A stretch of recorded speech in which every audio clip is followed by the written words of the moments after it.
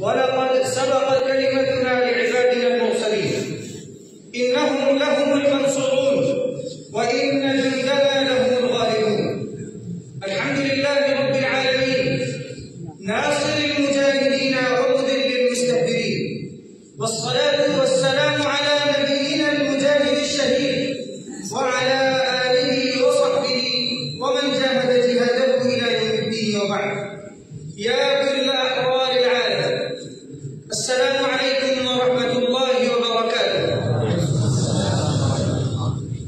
نحن على مفترق الطور، لأن اليهود يخوضون حربا اعتقادية يقرؤون بما هو مسطر في توراتهم.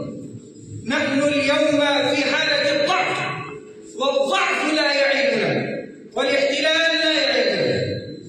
ثانيا، إلى زعماء وحكام أمتنا العربية نقول لكم من قلب المعركة التي تشاهدون ولا شك تفاصيلها عبر شاشاتكم، إننا لا نطالبكم بالتحول لتدافعوا عن أطفال العقوبة والإسلام في غزة من خلال تحريك جيوشكم ودباباتكم، لا سمح الله، ولا أن تدافعوا عن أقدس مقدساتكم التي تنتهك فيها الحرمات.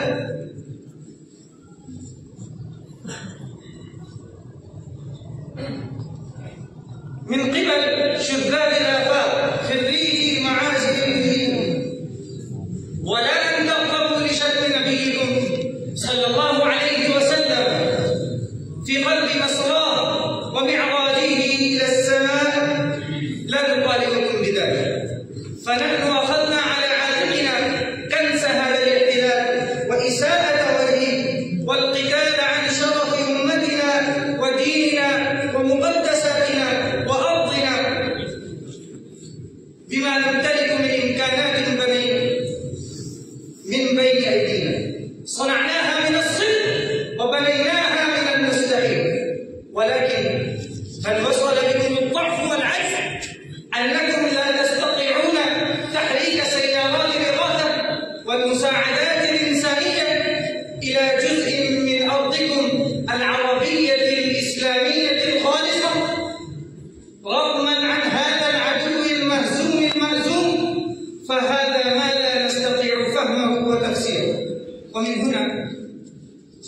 ومن هنا فإننا نجدد دعوتنا ومطالبتنا لشرفاء أمتنا ولكل أحرار ومجاهد المنطقة أن يعتبروا هذه المعركة معركة فاصلة في تاريخ أمتنا. نقول لكم صراحة إن القدس ليست أرض، ولكنها مشروع أمة، وإننا نحتاج إلى أن نجعل مشروعا لأبنائنا.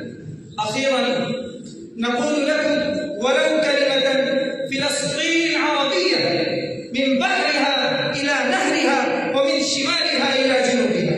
فلسطين عربية من بحرها إلى نهرها ومن شمالها إلى جنوبها.